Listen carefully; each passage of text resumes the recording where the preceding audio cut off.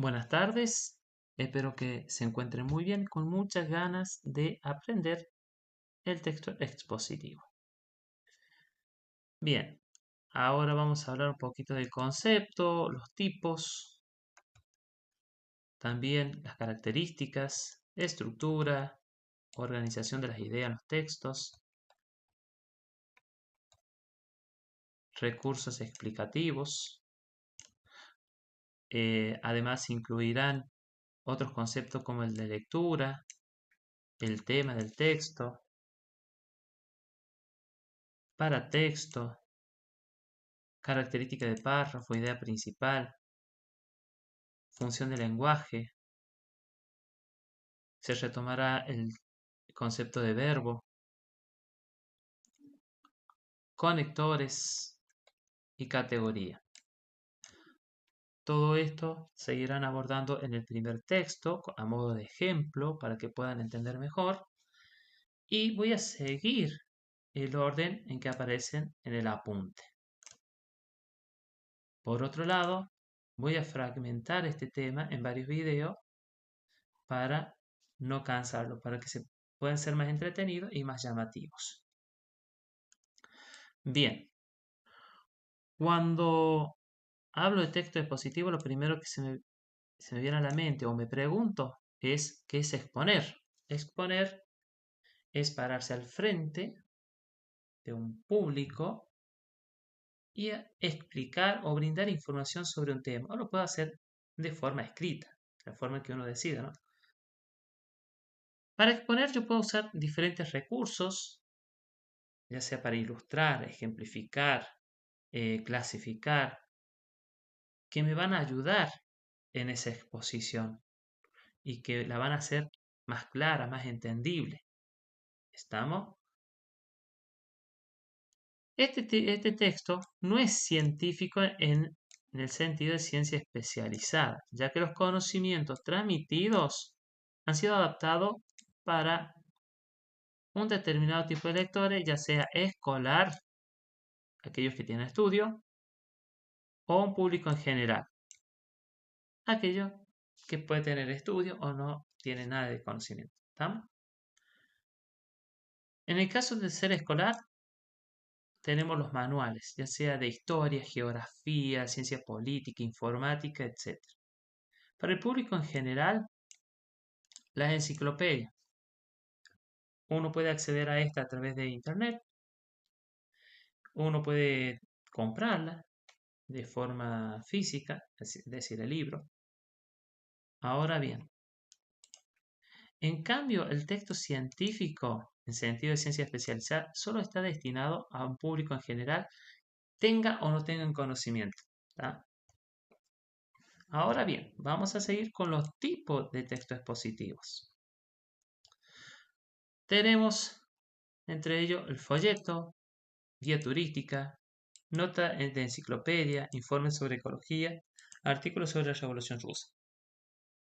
Todo esto tiene la misma característica, brindar información sobre un tema específico. Por ejemplo, el folleto puede brindar información sobre la prevención del SIDA. Guía turística, puedo brindar información sobre cómo llegar a un determinado lugar, qué recorrido se puede hacer en una provincia, en el centro de la ciudad, por ejemplo, en el centro de San Luis, qué recorrido puedo hacer.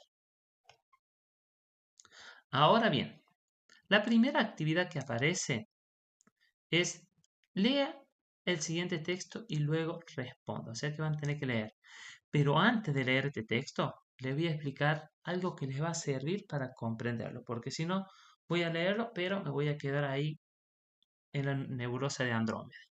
Ahora bien, para comprender un texto, tengo que preguntarme, ¿cómo leo yo para comprender? Porque no puedo leer de la misma manera una noticia que una publicidad, una poesía o una novela.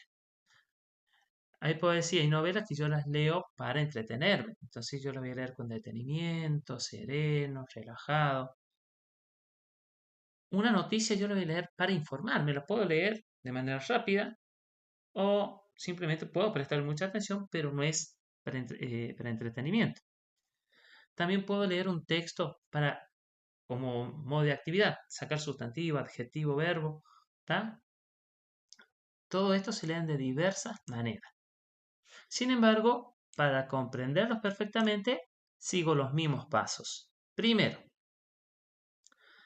lectura rápida y global. Lo primero que puedo leer es el paratexto. Si vamos aquí, esto lo voy a ir relacionando con las actividades, ¿no? Con esto. Fíjense, observe el paratexto, título, imagen, epígrafe y dato bibliográfico. Acá ya me está diciendo, tirando la pauta, cuál es el paratexto. ¿Sí? Título, imagen, epígrafe y dato bibliográfico. ¿Está? Dice, ¿para qué me sirve su lectura? ¿Para qué me sirve la lectura del título? Me sirve precisamente para comprender o para saber de qué va a hablar el texto. Ahora, ¿para qué me sirve la imagen? La imagen me sirve para ver, ¿sí? O me está ilustrando la información del texto. El epígrafe amplía la información de la imagen. Por eso aparece abajo o arriba de la imagen, o al costadito de la imagen. Los datos bibliográficos sirven para saber la fuente, es decir, de dónde fue extraído y cuándo fue creado el texto. Fíjense que lo apliqué todo en este. ¿Por qué? Porque mi intención es que ustedes lo puedan comprender con un ejemplo y luego puedan hacer las otras actividades solas porque son todas parecidas.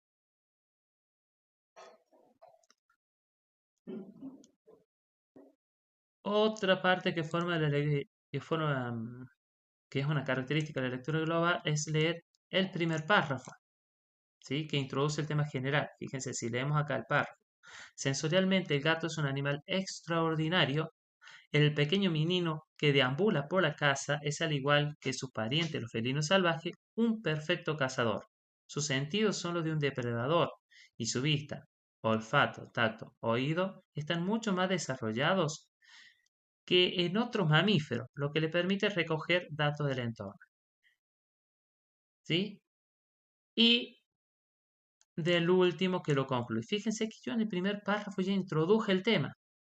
Los sentidos del gato, que están mucho más desarrollados que los de otros mamíferos. Listo.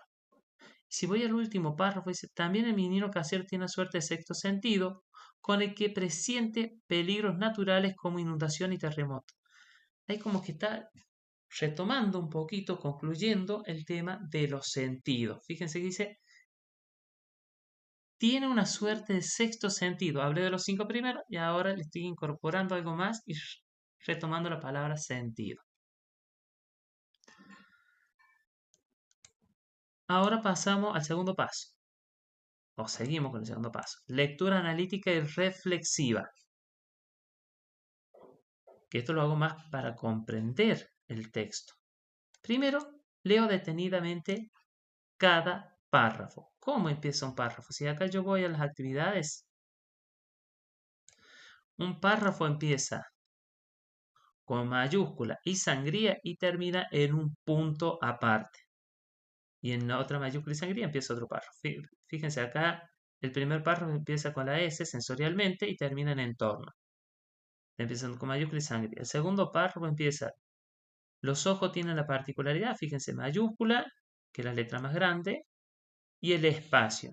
Y termina en deficiente. Y así cada uno de los párrafos. ¿Sí? Eso es leer detenidamente cada párrafo. Entonces los voy a leer. Otra cosa que voy a hacer una vez que ya realicé esa lectura, voy a buscar el significado de las palabras desconocidas, ¿sí? En cada párrafo. Por ejemplo, deambula. Acá dice, la actividad está relacionada con la actividad número C, punto C, deduzca por el contexto, sea por la lectura del texto, ¿sí? Y las circunstancias que rodean a esa palabrita, voy a deducir. Deambula. Deambula quiere decir desplazarse de un lugar para otro sin dirección alguna. Si leo acá, fíjense que dice, el pequeño menino que deambula por la casa, es decir, que se desplaza por la casa. Listo, no hay vuelta que dar. Subrayar las ideas principales, pero primero vuelvo a retomar el concepto de párrafo. Eso lo voy a relacionar con el número de los párrafos y subrayo la idea principal. Entonces, párrafo empieza con mayúscula y termina en un punto. Si leo el primer párrafo y me pregunto ¿de qué habla este párrafo?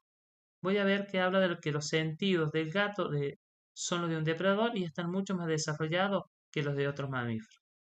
¿Está? Todo eso sería mi idea principal. Es la idea más importante de este párrafo.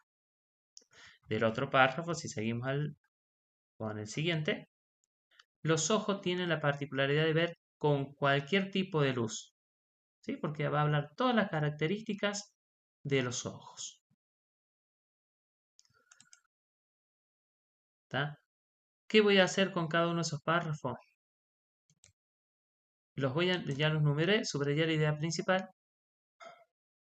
Les voy a colocar un título a cada uno, ¿sí? ¿Cómo puedo separarlo? Bueno, el número, pongo un numerito, 1, 2, 3, o puedo hacer una llavecita, pongo 1, 2, 3. Bueno, ahora bien, si le pongo un título a cada párrafo, el primero le voy a poner los sentidos o características de los sentidos del gato en general. ¿Está? Segundo párrafo, particularidades de la visión del gato. Listo, eso es poner un título. Ahora sí voy a retomar una actividad que dejé que no la mencioné. Ya hablé de subrayar las ideas principales, hablé de titular cada párrafo y reflejar de qué manera trata el párrafo y no el tema en general, y hacer un esquema. ¿Tá? Ahora vamos al tema, que es el punto D. El tema del texto es la idea central alrededor de la cual se desarrolla el texto. Generalmente se expresa en el título, las palabras claves son los sustantivos relacionados con el tema central y nombran cada uno de los subtemas que aparecen en el párrafo. Si vamos aquí, generalmente suele aparecer acá, en el título. No obstante, aquí el título que podemos poner el tema, porque habla de todos los sentidos, si fijamos, párrafo, este habla de sus sentidos, más desarrollado. Los ojos tienen la particularidad, su audición, tal cosa. Los gatos cuentan con un olfato, habla del olfato. El gusto del felino es muy selectivo. Tacto y el sexto sentido. Entonces, tranquilamente puedo poner características o particularidades de los sentidos del gato. Porque habla, o de cada uno de los sentidos del gato. Listo. Ahora bien, ¿qué intención tiene el autor con esto? Es brindar información sobre los sentidos del gato. ¿Qué función del lenguaje está presente? La función del lenguaje es la intención o propósito con la cual creamos un texto. Puede ser informar, convencer, puede ser emocionar, o sea, brindar datos emotivos, puede ser probar el canal, etc. En este caso, la función es informativa. Si leemos el concepto, dice cuya función es informativa y explicativa. ¿Por qué? Porque brinda información. Ya lo dijimos con la intención del autor. Bien, antes de pasar al siguiente video, voy a explicar un poquito las características del texto expositivo. ¿Cuáles son las principales características? Se utiliza un registro formal, ¿sí? Cuando hablo del registro, es el contexto, es decir, el lugar donde me encuentro en esa situación comunicativa. Yo puedo encontrarme en dos tipos de lugares o dos tipos de contextos. Uno, con gente conocida, de mi edad, por ejemplo, mis compañeros. Eh, yo a mis compañeros no los voy a tratar de usted, los voy a tratar de vos, porque hay mucha confianza, por ende, y estamos en el mismo nivel, digamos, educativo. En cambio, si yo me encuentro frente a la directora, frente a una persona que no conozco, frente a una persona mayor, ¿sí? que tiene conocimiento o que su jerarquía pide y exige un cierto respeto, voy a usar el registro formal, porque yo no tengo un grado elevado de confianza como para tratarlo de tú o vos. Esto está muy relacionado con el uso de la tercera persona gramatical. ¿Qué quiero decir con esto? Si voy al tema verbo, los verbos son las acciones o eventos que se llevan a cabo por un sujeto, por una persona, ¿sí? Y las personas son tres. En singular tengo yo, tú, él. Primera persona, la que habla. Segunda persona, la que escucha. Y tercera, de quien se habla. En plural está nosotros, vosotros, ellos. Pasa exactamente lo mismo. Primera persona del plural, la que habla. Segunda persona del plural, la que escucha. Tercera persona del plural, de la que se habla. ¿Sí?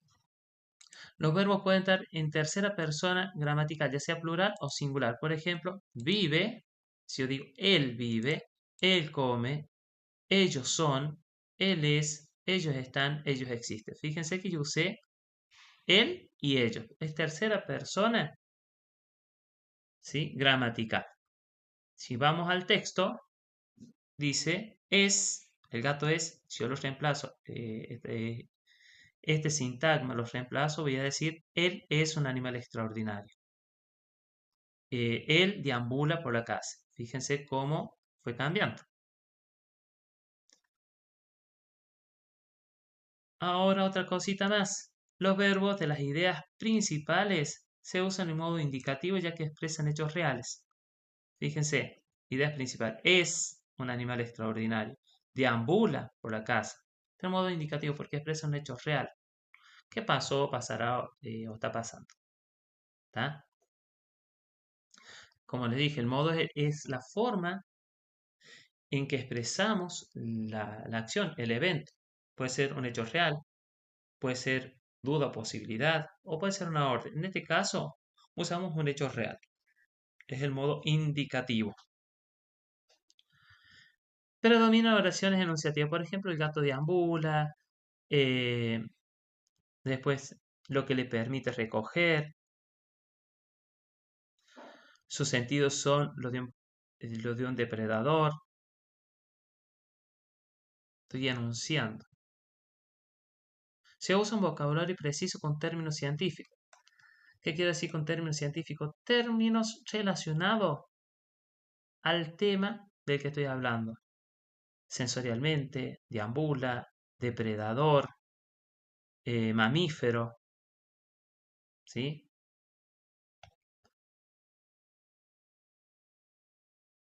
Esas son todas las características. Pueden haber mucho más. Simplemente voy a mencionar esas. Bueno, se evitan expresiones que manifiestan subjetividad, o sea, mi punto de vista, mi opinión. Lo tengo que describir tal como es. No puedo poner el gato está triste, está feliz, está contento, es lo que yo pienso. Tengo que anotar todo lo que es real, concreto. Por eso es objetivo. Bien. Ahora dice, lea nuevamente el texto del gato. El texto, el gato pura sensibilidad, y luego resuelve. ¿El registro utilizado es formal o informal? ¿Por qué? Tenemos que leer las características, retomar. Entonces, ya anoto. Si es formal, digo es formal porque tal cosa, porque no hay un grado de elevada confianza. Es informal porque hay un grado de elevada confianza. ¿Está? Entonces tengo que ir anotando eso. Extraiga los verbos del primer párrafo, indique el modo verbal y la persona gramatical. Tengo que sacar todos los verbos por uno del verbo que les voy a dar. Ejemplo, es. Entonces, tengo que decir en qué persona está. Si vamos a las características, que ya les expliqué, está en tercera persona gramatical, modo indicativo. Fíjense que ahí tiene todo explicadito. Según lo anterior, ¿qué tipo de texto es? Encierra en un círculo, con un círculo lo correcto. ¿Es literario? ¿Es publicitario? ¿Es expositivo o explicativo? ¿De qué tipo de texto estamos hablando? Así que por ende, eso lo pueden hacer solito. Con la ayuda de los datos anteriores, complete la siguiente definición. Los textos expositivos utilizan la función. ¿Qué función del lenguaje? Debido a su intención, emplean ¿qué cosa emplean? Vamos a la característica. Claro y preciso y denotativo. Muchas veces deben usar términos científicos y técnicos. ¿Utilizan qué persona gramatical utilizan? Los verbos en qué modo. Y un registro en qué modo está ese registro. Volvamos a esto. Ahora bien, esto que es cortito lo explico y dejo las otras dos partes para después. Estructura del texto. Presenta una introducción, un desarrollo y conclusión. La conclusión a veces puede estar y otras veces no. ¿Sí? Las dos principales sí. Introducción. Se presenta el tema de manera amena tratando de atraer la atención del lector. Si vamos aquí a este texto, podemos ver sensorialmente el gato es un animal extraordinario. ¿Sí? Ahí yo estoy llamando la atención. ¿Está? Esa es mi pequeña introducción.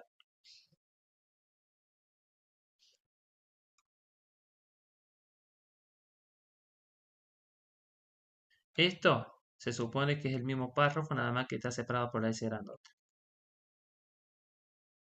¿Está? Presento el tema. ¿De qué voy a hablar? Sensorialmente, el gato es un animal extraordinario. El pequeño menino que deambula por la casa es al igual que su pariente, los felinos salvajes, un perfecto cazador.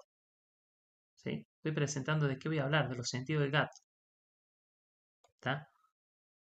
Desarrollo. Se amplía el tema con las ideas más importantes ofreciendo datos y reflexiones complementarias. ¿De qué estoy hablando? Los ojos, su audición. ¿Sí? Voy a hablar de las características de cada uno. Y en la conclusión se resume lo expuesto para cerrar el tema. A veces esta parte no puede estar presente, o sea, directamente la puedo omitir. Puedo retomar. También el menino casero tiene una suerte de sexto sentido, con el que presiente peligros naturales como inundación. En este caso vamos a tomar este como conclusión.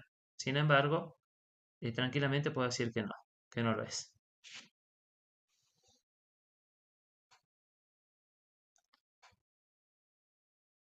Dice, en el texto, el gato, pura sensibilidad, marque su estructura, introducción, desarrollo y conclusión. Bien, lo que sigue, lo que queda de este apunte lo voy a explicar en otro video para no hacerlo muy pesado, porque si no, no lo puedo cargar en internet.